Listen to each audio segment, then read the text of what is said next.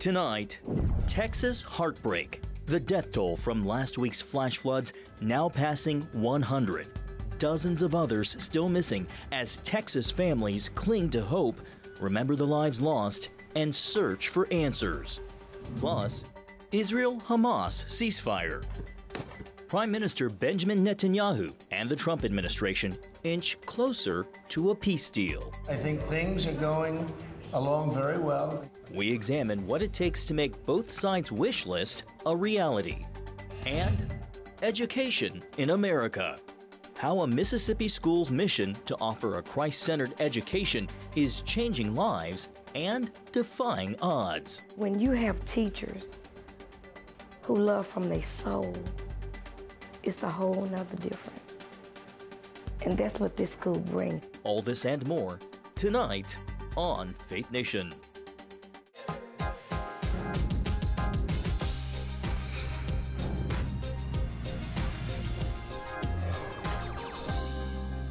Heartache deepens in Texas this evening, where crews are still searching for missing flood victims. Good evening from our Washington News Bureau. I'm John Jessup. Well, it's been an emotional journey for Texas and for the nation as the search continues into the 5th day after the deadly July 4th flooding. The number still missing is at around 20. However, that figure could go much higher. CBN's Caitlyn Burke joins us now with the latest. Caitlyn, what are we hearing from officials, and do they have any hope of still finding survivors? John, there's definitely that hope, but officials did say that it's been 4 days since the last living victim was found. The death toll climbing to more than 100. Today, first responders vowed to continue the search until the mission is complete. Hundreds of first responders remain along the Guadalupe River in Kerr County working to reunite families. The large search and rescue effort, including local, state, federal, and volunteer agencies, continue. As the floodwaters slowly recede, new footage shows the scope of devastation and reveals the treacherous conditions facing search crews. We've got these large pile of debris, and with our canines and you know, when we're trying to make these recoveries, these large piles can be very obstructive. And to get deep into these piles is very hazardous. Rescue efforts taking not just a physical, but also a mental toll. We're maintaining and monitoring our officer wellness, our first responder wellness. We're making sure they have the support. It's very tragic whenever you see human life. But to see a child and that loss of life is extremely tragic. Over and over, I've asked you to pray. It occurred to me that I haven't asked you for what to pray specifically. Please pray for those who mourn, for those who wait, and for those who help. Still, questions continue over the lack of alerts regarding the rising floodwaters, with reporters pressing for answers. We understand you have many questions. The judge is not here. We understand that, but right now, this team up here is focused on bringing people home. That's our focus. Camp Mystic, the Christian girls' camp along the Guadalupe, still has not accounted for 5 campers and 1 counselor. Speaking in a Fox News interview, Congressman Buddy Carter revealed his granddaughters were rescued from the camp. Their young cousin, however, is among the dead. My granddaughters were there. This is about the 3rd year that they've been to Camp Mystic. They were there with 4 of their cousins. One of their cousins, Janie Hunt, this was her first year, and she was in the Bubble Inn. That was the one that had the younger kids that happened to be closer to the water. And Janie is now in heaven, and God has wrapped his arms around her. DHS Secretary Kristi Noem traveled to Texas immediately after the disaster, and at a cabinet meeting today shared even amid so much loss, she sees God's hand. Hundreds and hundreds and hundreds of people were saved. And this is a time for all of us in this country to remember that we were created to serve each other. God created us to take care of each other. And that when we do that, we are happier, we are more fulfilled, and we can walk alongside people on their worst day and help them get through it and come out the other side. During that same cabinet meeting, President Trump confirmed plans to travel to Texas on Friday, with the caveat he wants to make sure his visit doesn't hinder the work of those rescue crews. John? All right, CBN's Caitlyn Burke reporting. Thank you, Caitlyn. Well, in the wake of the tragedy in Central Texas, Christian ministries have mobilized to help those in need. Sam Flores is a campus pastor of the Parkway Church in Port Lavaca, Texas, and he is among them. Pastor Flores, thank you so much for being here and making time for us this evening. Can you tell us a little bit about your congregation? How far are you from the areas affected, and talk about the church's efforts to help so far? Right. Thanks for having us. We're a couple or so hours away from Kerrville, and, some things I've been able to see firsthand from our congregation, and really those from our community, is a lot of empathy. We live next to the coast. We've been affected by hurricanes, specifically Hurricane Harvey, and so we've never been through a flood or an event to this nature and level, but many hearts have just been really poured out, wanting to help in any and every way, whether it's collecting supplies or just being able to aid by providing trailers and transportation from our campus to other campuses in our multi-site or other churches, especially as we partner with other nonprofits that are there serving boots on ground. But really many people are just wanting to do anything and everything and meet anywhere and anytime, just to say to hopefully that community that they're not alone. I think about, as you were talking about empathy, how Paul tells us and urges Christians to bear each other's burdens. And you, as you mentioned, dealing with Hurricane Harvey and other hurricanes in the past, you kind of have a sense of what these folks are going through. As you try to offer supplies, as you try to offer empathy, what items are you hearing the most that people need? As of right now, we're hearing that box fans are currently as something that's a need, gift cards, donations for financial relief. I know many people have given hygiene items and wanted to give clothing and essentials like food. I know as of right now, a lot of those donations have been making their way there. And so as of right now, gift cards, just to kind of help with future relief in the weeks to come. And of course, right now to help with the heat, box fans are needed. Two-part question for you. Have there been any moments that you've been there in the midst of this tragedy that bring you hope? And then also, as you minister, what do you say to those who have questions about what happened? Basically, that age-old question, how does a good God allow bad things to happen? Yeah, I can appreciate that question. That's personally been one that, I've asked myself. And if there's anything that I felt like I've been able to learn is that as many times we pray for a miracle, and God can answer in a miracle, and we've seen him work through things that only God can do. But many times I've also found the comfort in feeling that his presence as a hand on my shoulder in a way has provided a means to know that he's not looking away in the midst of our tragedy. And a lot of times in ways that go beyond our understanding, we can I believe as we still just trust and look up and pray, we can see that God is still working and providing ways and means and relief to know that he's not looking away from us while we're in pain. And those reminders in and of itself kind of give us the strength we need just to continue to live even with changed circumstances. All right, Pastor Sam Flores with the Parkway Church in Lavaca, Texas. Thank you for the work that you're doing, and thank you for making time to be with us tonight. Thank you. Coming up, Prime Minister Benjamin Netanyahu's high-level meetings in Washington, D.C. Will they finally yield a Gaza ceasefire and bring more hostages home? Israeli Prime Minister Benjamin Netanyahu has been meeting with lawmakers here in Washington, D.C. His capital visit follows a White House dinner meeting last night with President Trump.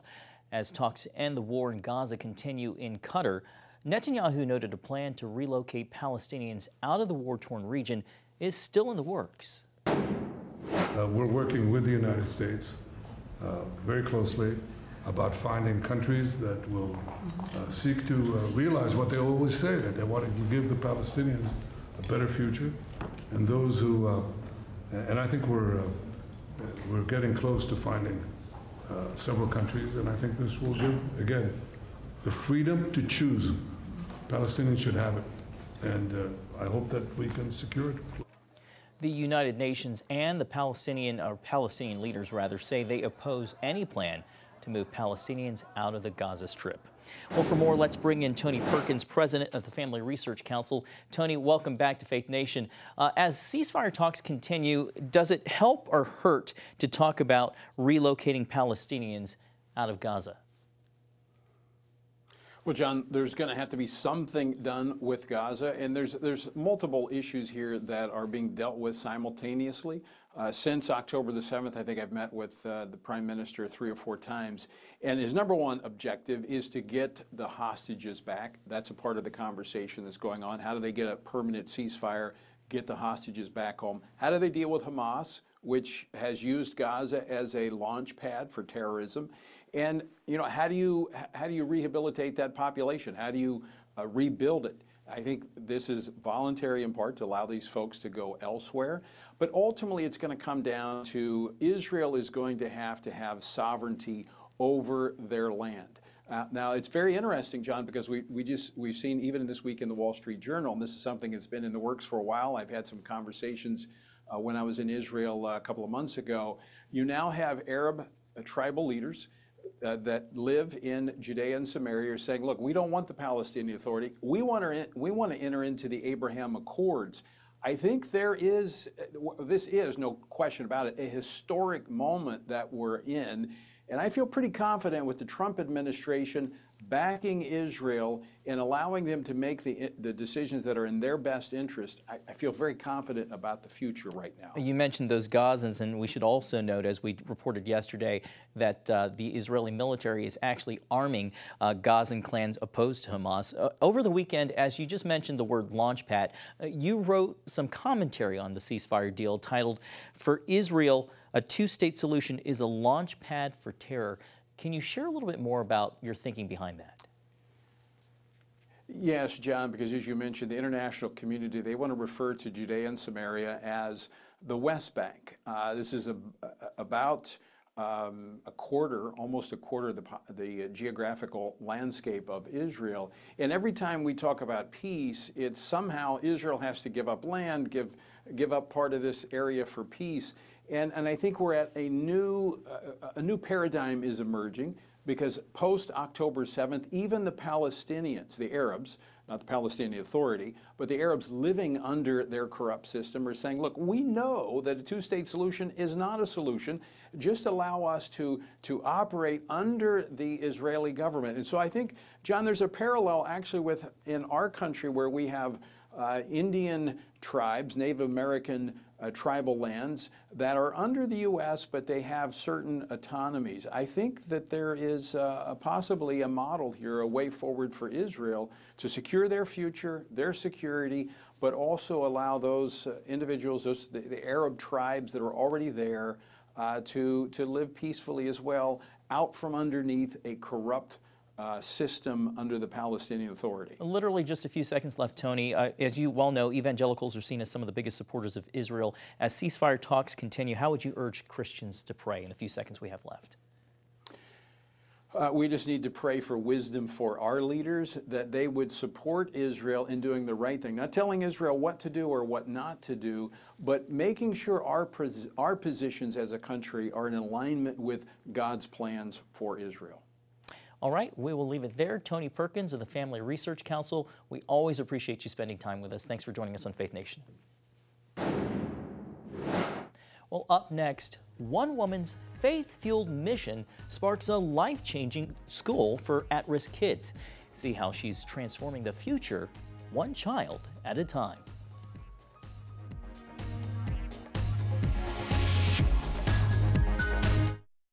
Welcome back. A major new study says American kids are facing more physical and mental health problems than they did just a generation ago. Over the past 17 years, rates of anxiety, autism, and obesity have all gone up. Children ages 3 to 17 were 15 to 20% more likely to have a chronic health condition in 2023 compared to 2011. And nearly 40% of high schoolers reported depressive symptoms in 2023, up from 26% in 2009. The study, led by Children's Hospital of Philadelphia, warns the United States now lags behind other wealthy nations in overall child health. While the national picture on kids' health is concerning, One small Mississippi town is proving faith and determination are keys to change. From running a daycare to an after-school program for kids struggling with reading to the birth of a tuition-free private Christian school, children who once struggled are now thriving thanks to one woman with a vision and a heart for kids. CBN Charlene Aaron has more. Unlimited Dreams Christian Learning Center began in the middle of the COVID pandemic. Its mission, transforming the lives of at-risk students to become tomorrow's leaders. For years, Dr. Amanda Cooley operated a daycare and after-school program in Laurel. That changed after a troubling discovery talking with an older sibling of one of the children in her care. She didn't even know her alphabet. During a meeting with the girl's mother, Cooley learned she had been promoted to 3rd grade, despite lacking basic reading skills. Cooley, along with her own mother, a retired teacher, worked with the girl to help her learn to read. Then they found out others in the community also struggled. The pair started tutoring students, and in 2020, the pandemic hit.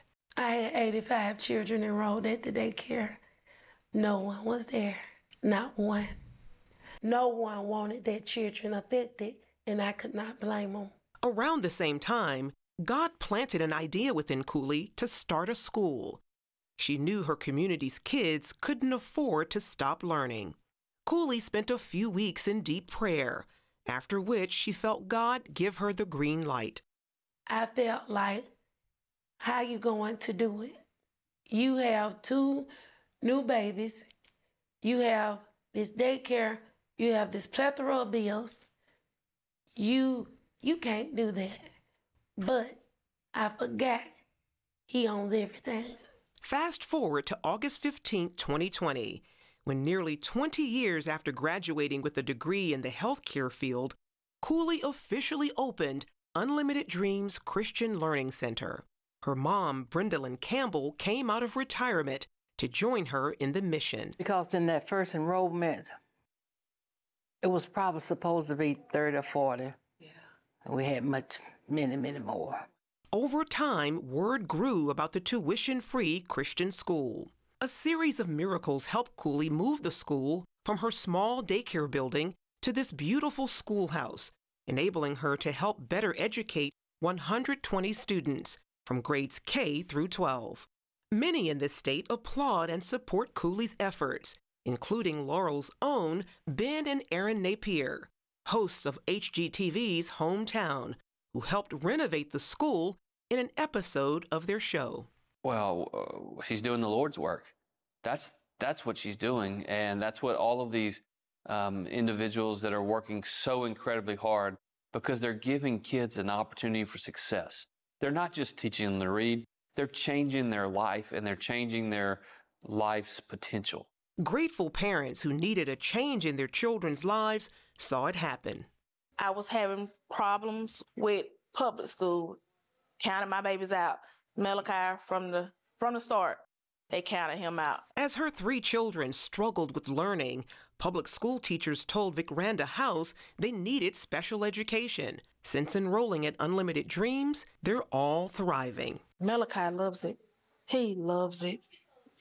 He loves it because when he came here, he was already a year behind. So the work was a little more calmer for him, the environment, everything. Now, he just sit there and he just do his work, and they have no problem. I'm straight A student. Dallas, she my AB kid. I can't complain at all. Diamond, straight A's, no problem. Students also learn about God. Every day we open with prayer, end with prayer. They do devotion and prayer. My mama does prayer, devotion, and she does Bible drills every day.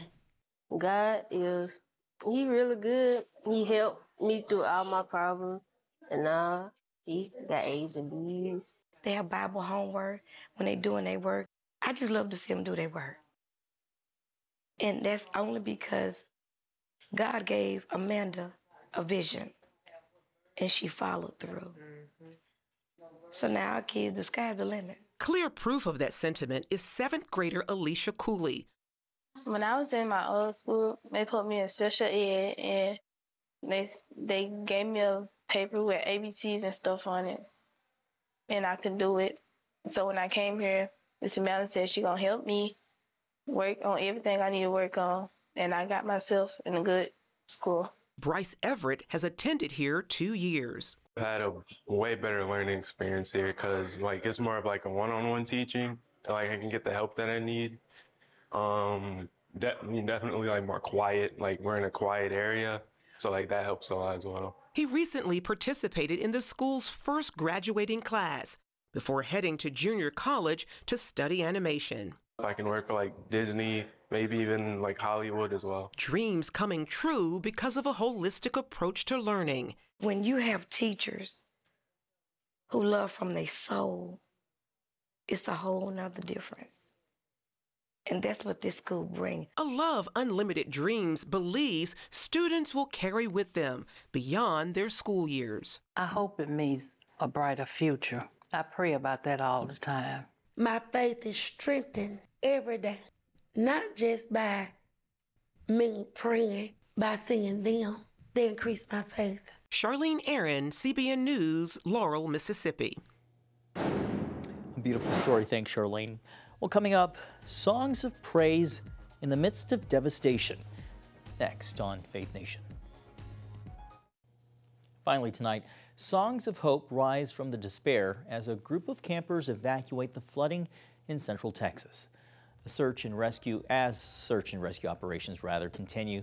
Following flash flooding in central Texas over the holiday weekend, a group of young girls were rescued from Camp Mystic, where 27 campers and staff lost their lives.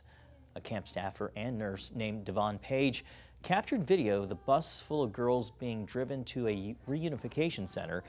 In the video, you can see the bus passing through rushing water and debris, while the girls are singing worship songs like Pass It On and Lord Prepare Me to Be a Sanctuary. All shout from the mountaintops, I want my world to know the Lord of love has come to me. I want to pass it on. Devon noted in the video posted to TikTok that the girls were singing to try to keep everyone calm. Somber moment there. Well, thank you so much for joining us for this edition for Faith Nation. We hope to see you right back here again tomorrow. Good night.